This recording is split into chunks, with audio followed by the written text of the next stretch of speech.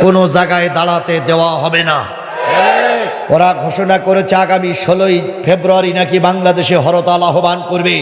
বাংলাদেশের জামাত এবং বিএনপির লোকের কাছে আহ্বান করে গেলাম, যেখানেই হরতালের নামে দাঁড়াবে ঠ্যাং ভেঙে পুলিশে জমা দেবেন। শুকরিয়া আদায় করে কার? আরো জোরে। কেবলমাত্র শুধুমাত্র একমাত্র মানুষ একটু ক্ষমতার মসনদে গিলেই বেমালুম আল্লাহরে ভুলে যায়। অথচ আল্লাহ আপনাকে আমাকে তৈরি করলেন কিসের জন্য? আরো জোরে বলেন, কিসের জন্য?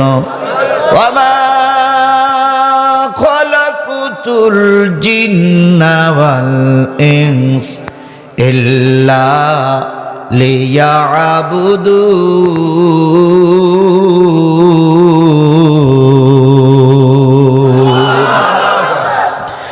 আমি মানুষ আর জিনকে শুধুমাত্র কিসের জন্য তৈরি করেছি? ইবাদত করার জন্য। কার ইবাদত? কোন জায়গায়? সব জায়গায় গোলামি চলবে কার? কিন্তু আপনি আমি একটু সুস্থ থাকলে, একটু আরামে থাকলে আল্লাহরে বেমালুম ভুলে যাই। যে কায়দায় হোক ক্ষমতায় গেছেন, তাই সে যে কায়দায় হোক, যে প্রথম জাতীয় সংসদে যে আপনি বসেছেন, রাষ্ট্রপতির ভাষণের পরে আপনাকে সময় দেওয়া হলো 20 মিনিট। আপনি খোকসার থেকে গেছেন, কুষ্টিয়ার থেকে গেছেন, মাগুরার থেকে গেছেন, যেখান থেকে গেছেন, দাঁড়িয়েই বলতেছে, মাননীয় স্পিকার আপনাকে ধন্যবাদ, আপনি আমাকে সময় দিয়েছেন, এই জন্য আপনাকে ধন্যবাদ। স্মরণ করছি সর্বকালের সর্বশ্রেষ্ঠ বাঙালি জাতির পিতা মরহুম মুজিবুর রহমানকে। স্মরণ করছি বাংলাদেশের মানুষ কন্যা পালাইনে নেত্রীকে। তারপরে স্মরণ করছি এলাকার মানুষকে, যারা আমাকে এই জাতীয় সংসদে পাঠিয়েছে। কথা বলতে বলতে 19 মিনিট পার হয়ে গেল। 1 মিনিট এলাকার কিছু কার্যকলাপ দাবি দেওয়া ছেড়ে দিয়ে বলে দিয়ে আপনি নেমে আসলেন।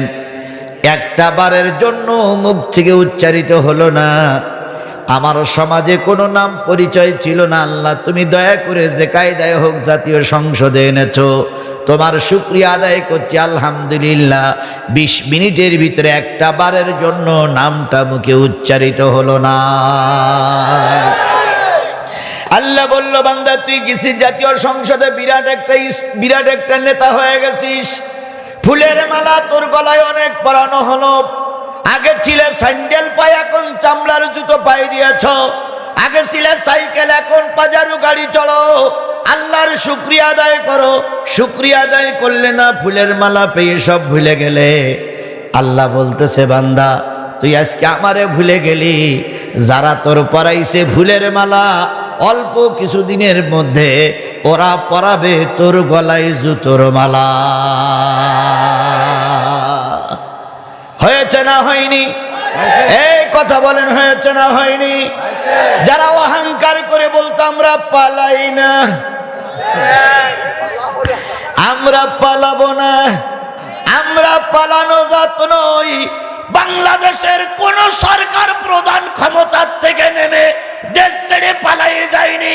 একমাত্র যারা 15 বছর স্বৈরা শাসনের দায়িত্ব পালন করেছে, এদের নেতা কর্মী, এদের একবার ওয়ার্ড কর্মী থেকে শুরু করে ওদের পক্ষে দালালি করে যারা ইমামতি করত, সব কটা পালিয়ে গেছে।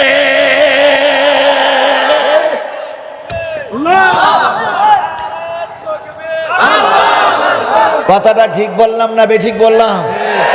খালি সুখে থাকি, দুঃখে থাকি, বিপদে থাকি, মুসিবতে থাকি, আনন্দে থাকি, বেদনায় থাকি, শুকরিয়া আদায় করব কার? আরো জোরে বলেন, শুকরিয়া আদায় করব কার? তাহলে আজকের এই বিশাল জনতা আমরা এসেছি কিসের মাহফিলে? কে আসার তৌফিক দিলেন?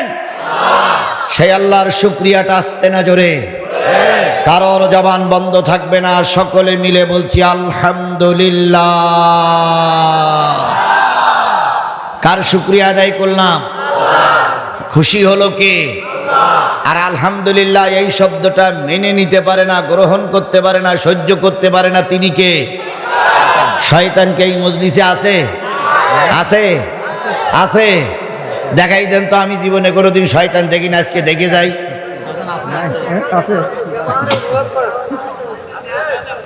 এই আব্দুল্লাহ হুজুর কই? ও আছেন। শয়তান দেখা যায়? আপনারা বললেন যে আছে। মাহফিলি বসেও মিথ্যে কথা। শয়তান আছে? এখনো বলে আছে। এখানেও শয়তান কোথা থেকে আসবে বলুন তো? আমি দিয়ে মাগরিবের পরে তো কয়জন বক্তা ওয়াজ করেছে? 4-5 জন, সবাই আউযুবিল্লাহ পড়িনি। তা শয়তান তাড়ানোর দোয়া কি? শয়তান তাড়ানোর দোয়া কি? আউযুবিল্লাহি মিনাশ শাইতানির রাজিম। তাহলে সব বক্তারা শয়তান তাড়ানোর দোয়া পড়লো, তাহলে শয়তান কোন জায়গাতে থাকলো? তারপরও আছে, আছে, আছে, আছে, আছে, আছে, আছে। আচ্ছা বলুন তো, এই জায়গার দাম বেশি না মসজিদের দাম বেশি? মসজিদে কি শয়তান থাকে? থাকে। যদি নাই থাকবে তো জুতো চুরি করে কারা? আপনাদের এদিকে মসজিদে জুতো চুরি হয়, তাহলে শয়তান ওখানেও থাকে, এখানেও, এখানেও। বুঝবেন কি করে? আলহামদুলিল্লাহ বললে খুশি হয় কে? আর আলহামদুলিল্লাহ মেনে নেয় না কে? এবার আলহামদুলিল্লাহ বলার সময় ডাইনি বামে সামনের দিক তাকাবেন। যদি জবান না খোলে পিছন দিক থেকে 2 বগলে 2 হাত দেবেন, দিয়ে উঁচু করে ধরবেন, বলবেন হুজুর মাল পাওয়া গেছে। বলতে পারবেন না? বলতে পারবেন না? এবার একটু ডাইনে বামে সামনে তাকিয়ে মালিকের শুকরিয়া আদায় করছি, আলহামদুলিল্লাহ। আছে শয়তান? এবার পালিয়ে চলে গেছে। আল্লাহ আমাদের শেষ পর্যন্ত কবুল করুক। বিশ্ব মানবতার শ্রেষ্ঠ বন্ধু, সমস্ত নবী রাসূলদের শ্রেষ্ঠ রাসূল, আমাদের প্রিয় ভাজন নেতা, যার সুপারিশ ছাড়া কোনো মানুষ জান্নাতে যেতে পারবে না, সেই নন্দিত নেতার নামে দুরূদ আর সালাম সবাই বলছি সাল্লাল্লাহু। আল্লাহ বলতেছেন, ওয়া ইন্নাকা লাআলা খুলুকিন আযীম।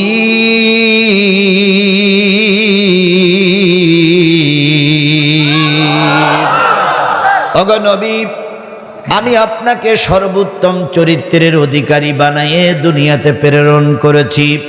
বলুন তো, নবীর চাইতে ভালো মানুষ আর সমাজে কেউ ছিল? নবীর চাইতে ভালো মানুষ সমাজে আর কেউ আছে?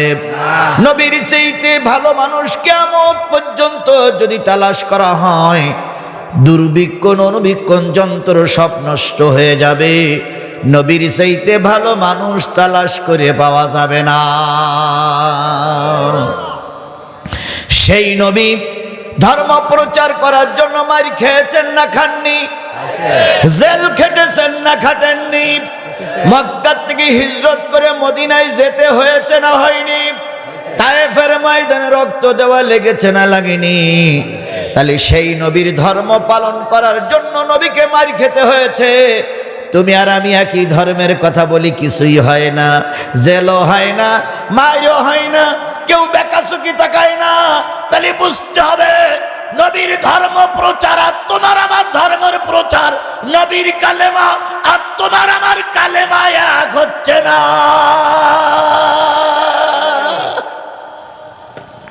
পাশাপাশি 2 মসজিদ, এক মসজিদের ইমামের নামে 5টা মামলা, আর এক মসজিদের ইমামের নামে কিচ্ছু নাই। তো সালা জিজ্ঞেস করছে, আপনিও ইমাম, উনিও ইমাম, ওনার নামে 5টা মামলা, আপনার নামে তো কোনো মামলা নাই। তখন যে পাগড়িওয়ালার নামে মামলা নেই উনি মিসকে হাসতে স্যার বলতেছে, আমি একটু বুদ্ধি শুদ্ধি করে চলি, এই জন্যই আমার কিচ্ছু হয় না। এইরকম বুদ্ধি শুদ্ধি করে 22 মাসের মতন প্যাঁচ কাটাই চলে গেছে, এরকম হুজুর আছে না নাই? ছিল না নাই? ওই হুজুরগুলো বিগত 15.5 বছর মোটে মুখ খুলিনি। যেই না দেশের পরিবর্তন হয়েছে, আরে বাবা, মসজিদের মেম্বারের পরে সাইদি ছাড়া কোনো কথা নাই। জামাত ইসলাম দিন কায়েম ছাড়া কোনো কথা নাই। তারপরে বড় বড় মাহফিলগুলো এমন কথা বলতেছে মনে হয় টেবিল ফেটেই গেল। দেখে শুনে মনে হয় ওরা সব রাজমিস্ত্রি আর আমরা হলাম জোগাড়িয়ে। কি কথা বলেন, কথা বলেন, কথা বলেন। সুতরাং নবীর চেয়ে উত্তম চরিত্রের মানুষ কেউ ছিল না। তারপরে নবীর মার খাওয়া লেগেছে না লাগেনি? ও আমার বন্ধুরা, সারাটা জীবন আল্লাহর নবী উম্মতের জন্যই কেঁদেছে।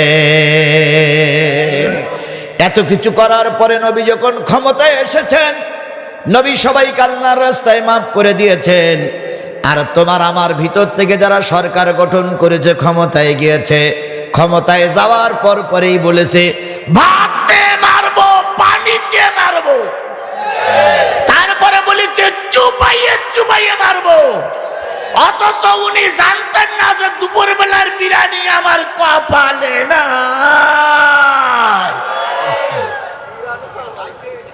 কথা বলেন, কথা বলেন, কথা বলেন। আমার ভাইয়েরা, কেউ বলে ভাতে মারবো, কেউ বলে পানিতে মারবো, কেউ বলে দেশ দখল করব। আমাদের পার্শ্ববর্তী একটা দেশ আছে ভারত, তার সব সময় তার টার্গেট অন্যের দেশের পরে তার কুনজর। ক্ষমতায় যেই ক্ষমতায় বসেই কয় চট্টগ্রাম দখল করব, আবার মাঝে মাঝে কয় দিনাজপুর দখল করব। আরে বাবা, তোমার দেশ অনেক বড়, সৈন্য অনেক বেশি, আমার ছোট দেশ, এ দেশের পরে তোমার কুনজর কেন? তবে একটা জিনিস মনে রেখো, এখন বলো আওয়ামী লীগ সরকার ক্ষমতায় নাই, এখন জনগণের সরকার ক্ষমতায় বসে আছে। কথা বলেন ঠিক না বেঠিক? আমরা এ দেশে আছে 18 কোটি, ওই পাশে পাকিস্তানে আছে 16 কোটি 15 কোটি, আফগানে আছে 7 কোটি, ভিতরে আছে জম্মু এবং কাশ্মীর। সব মুসলমান গুলো যদি একসঙ্গে তাকবীর ধ্বনি দিয়ে রাস্তায় নামে, ভারত শুনে রাখো, মোদির বাচ্চা শুনে রাখো, দুটির গিরে দেওয়ার সময় পাবা না।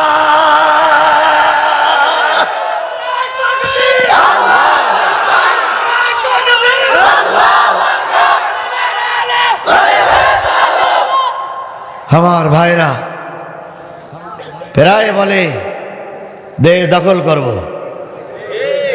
কিছুদিন আগে ডাক্তার মোহাম্মদ ইউনূসের সঙ্গে মোদির ফোন আলাপ হচ্ছে।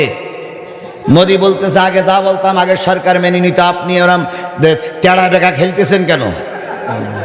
আপনি আমার লাইনে আসেন। ইউনূস সাহেব বলতেছে আগে যা করেছেন করেছেন, ও স্বপ্ন ভুলে যান, নতুন করে লাইনে আসেন আপনি। তো মোদি বলতেছে আপনি এত সাহস পাচ্ছেন কোথার থেকে? তখন বলতেছে মোদি দাদা শোনেন, শেখ হাসিনা তাড়ানোর জন্য ছাত্ররা রাস্তায় ছিল, পুলিশের আইজিকে যখন ফোন করতেছে শেখ হাসিনা যে ময়দানের কি অবস্থা, আইজি ডিআইজি তখন বলতেছে ম্যাডাম একটা মল্লি 4টে দাঁড়ায়, একটারে গুলি করে মারলি 4টে দাঁড়ায়, কয়টারে মারবো? তাহলে একটা মল্লি 4টে দাঁড়াইছে শেখ হাসিনা তাড়ানোর জন্য। আর এখন বাংলাদেশের সব দল এক। মোদি সাহেব শুনে রাখো, যদি সীমান্ত একটারে গুলি করে মারা হয় 40টা ওই জায়গা দাঁড়িয়ে যাবে। তোমার কাছে আমরা মাথা নত করবো না। প্রয়োজনে 18 কোটি মানুষ রাজপথে জীবন দেবে, কিন্তু ভারতকে বাংলাদেশের 1 ইঞ্চি জায়গা দখল করতে দেওয়া হবে না, হবে না, হবে না। আমার ভাইরা হয়েছে, আমার ভাইরা, সুতরাং ভারতকে দেখে আমরা ডরাই না। ওর টার্গেট হলে দেশ দখল করা। কথা বলেন ঠিক নেবে ঠিক? আর বিগত আমাদের দেশের 15.5 বছর একজনেরা ছিল, তাদের টার্গেট ছিল ক্ষমতা ধরে রাখার। কি কায়দায় ক্ষমতা ধরে রাখবে? শুধু বলতেন আমার ক্ষমতা চাই, টেবিল চাই, চেয়ার চাই, ক্ষমতা চাই। দেশের লোক সব মারা যাক, ওনার কোনো দুঃখ নেই। ওনার চাই কি? ওনার চাই কি? ওনার চাই কি? ছাত্ররা যখন রাস্তায় নেমেছে, উনি প্রথম বললেন গুলি করে মারো। গুলি করে মারা হলো। পরের দিন আরো রাস্তায় নেমে আসলো। কি খবর? কয় ম্যাডাম আরো রাস্তায় নেমে আইছে, কয় গুলি করো। তো গুলি আরো করা হলো। কয়েকদিনের ভিতরে আবু সাইদ মারা গেল। রাজপথে মানুষ পিঁপড়ার মতন নাজিল হইল। নেত্রী বলতেছে কি খবর? কয় ম্যাডাম আর তো পারি না। এমন সময় ওয়াকারুজ্জামান যেই বলতেছে ম্যাডাম তাড়াতাড়ি টিকিট কাটেন। কয় কেন টিকিট কাটবো? কেন আমি তো এই দেশের প্রধানমন্ত্রী। কয় যতই বলেন রাজধানীতে ঢুকতেছে পিঁপড়ের মতন, পিঁপড়ার মতন, পিঁপড়ার মতন। মাত্র 45 মিনিট সময়, এর ভিতরে যদি আপনি না পালান জনগণ আপনারা আলু ভাতটা করে ফেলবে।